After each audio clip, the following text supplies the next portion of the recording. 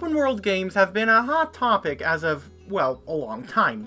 Many people just want these types of games because, if done right, you can just spend hours upon hours in there. Debates on a Sonic open world game have been pretty topical for the past week, especially now with EVEN Pokémon going the open world route, which many fans have been dying to see for a long time. When I think of Sonic, open world doesn't really come to mind besides hub worlds, but I will admit the types of videos I've been seeing have got me thinking a lot about it. Maybe it could be a good decision for Sonic to also go open world, just like a lot of video game juggernauts are doing right now. But how could a character like Sonic, who literally relies on going fast, even work in an open world? Wouldn't it just be over really quickly because of his character? Well, I have some ideas on how I think it should ideally work, so let's get into it. So let me get this out of the way first. I do not think that a true full open world works for Sonic. You know, when it's just one big area for you to play in, like Grand Theft Auto or Breath of the Wild. I think his speed would just get in the way. Ironic, I know. I also think a collect-a-thon sort of gameplay would work best, running around a whole map, obtaining items, and getting ready for the next world, with lots of extras in between, along with enemies to beat, mini-bosses to clear, all that stuff. Empty open worlds are just... no. It's rolling around at the speed of sound, got places to go, not got nowhere to go. If this idea happens to remind you of Mario Odyssey, I was actually thinking something along the lines of that. After all, Sonic is Mario's competitor, so going at it with Mario's own genre is very Sonic-ish of Sonic to do. So here's what I'm feeling. 7 unique worlds that are all explorable and pretty big, that have separate mini-sections, like a mountain level could have a snowy part, or a river. A city level could have a supermarket to run into, you know, all that stuff. These levels could be, like I said, a city level, a mountain level, forest level, a volcano level, a cave level, and a ruins level. Final level could be inside a huge Eggman base. Levels shouldn't just stick to one theme though, like I said earlier. Ruins have a lot of stuff in them, a cave could have crystals in one part, and maybe even an underwater lake in another. Now, obviously, what's a Sonic game without an interesting story? And how does it tie into the gameplay and setting? This is what I thought of. Eggman has finally had enough of the Chaos Emeralds. Yeah, they're amazing fuel, but these annoying heroes keep using them to beat him every single time. And anytime he gets to use them for himself, it just always ends up going bad in the end. Thus, what is his evil plan now? Simple. Actually break the Chaos Emerald into pieces so that pesky Hedgehog can no longer use them to thwart the evil Egg's plans. Sure, Sonic might still win, but if Eggman finds a new power source unknown to Sonic, he might just get an upper hand. And that's exactly what he does. Before destroying the Chaos Emeralds, he saps power out of them to power his robots, similar to Chaos Drives. You know, the thing we never hear about ever again. Anyway, simply breaking the Chaos Emeralds, I mean, surely that has consequences, right? Well, they aren't completely destroyed. Instead, they're broken up into pieces, a la Master Emerald style. That's also why the worlds are like that. In canon, it's because the Chaos Emeralds serve the balance, but without them, everything gets broken up into pieces. So, 7 big levels. See where I'm going with this? Your goal is to collect these, scattered across all the levels, and to fix the Chaos Emeralds in time to stop Eggman. Gameplay-wise, I think something like the adventure style is the best for this type of game.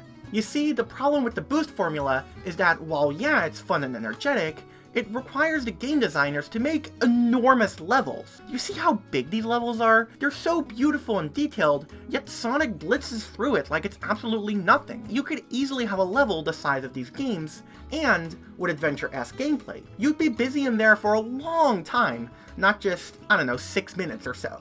Well, okay, maybe the levels would be a bit bigger, but the point is, boost formula is not suited for huge levels. Developers would take like 6 years just to make a game like this. Think of your typical adventure stuff. Sonic using spin dash jumps to reach higher places, homing attacking enemies to reach vertically high places, and of course having the bounce bracelet to break crates. Maybe you could even use the magic hands to trap an enemy and hit a switch from afar. There is a lot you can do with the adventure style. Sega can innovate like crazy with this gameplay, and it can easily fit into any type of game.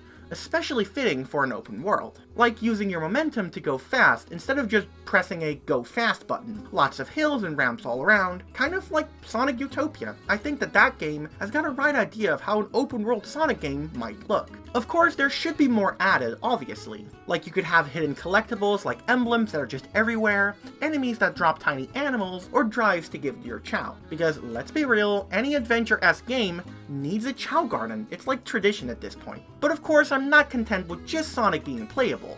I mean, I love the guy, he's my favorite of the whole bunch, but more playable characters also need to return. And I think Tails and Knuckles are perfect for that, because everybody knows them, and they're getting really popular with the Sonic movies as well, so people are being reintroduced to these awesome characters. Plus, I don't think Tails and Knuckles have been playable since, what, Sonic 06? It's really a true crime. I mean, come on, they're like the trio of best friends. Why haven't they been playable in such a long time? Like, alright, someone like SBO or Silver is a big question, but Tails and Knuckles? Come on, Sega. Anyway, they'd be in this hypothetical game. Obviously, you can swap between these three characters on the fly, and they all have their unique things to do. Like, you know, Tails can fly and Knuckles can climb and punch, and you do each of these to reach places that other characters wouldn't be able to. So, in theory, if you want to play as mostly Knuckles or Sonic, you can, because most of the levels can be played with either character, though others will have perks which you might prefer. Do you want to go to higher places quickly and be able to scout the place super quick? Well, then you play as Tails. Do you want a radar that will detect the pieces quickly? Well, then use Knuckles. And of course, if you just want to zoom through the levels, you pick the Blue Blur himself. There will obviously be some parts of the levels that require heavy usage of one character,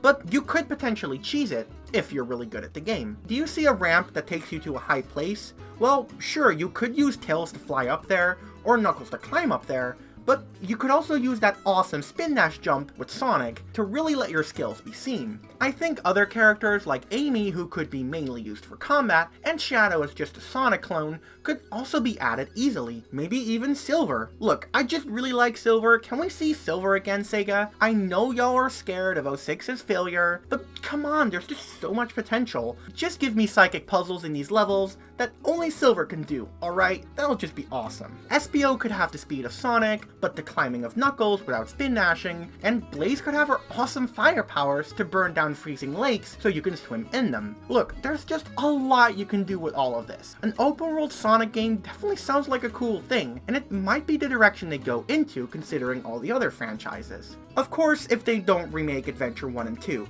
which I really think will happen. Ooh, actually, what if they remake those games, but with open world elements? How would you all feel about that? But yeah, I just saw people talking about this idea, so I figured I may as well give my own perspective in how I think Sega should try to do an open world Sonic game, and of course try to create a little story with it, with some gameplay information that I think would work. How would you all make an open world Sonic game? And would you even like the franchise to go into that direction? Let me know in the comment section down below. If you enjoyed this video, be sure to hit that like button, and subscribe if you like what you're seeing. I got much more Sonic stuff planned, especially something big I've been working on for a while. That being said, I hope y'all will have a good day, night, or morning, and as always, take care.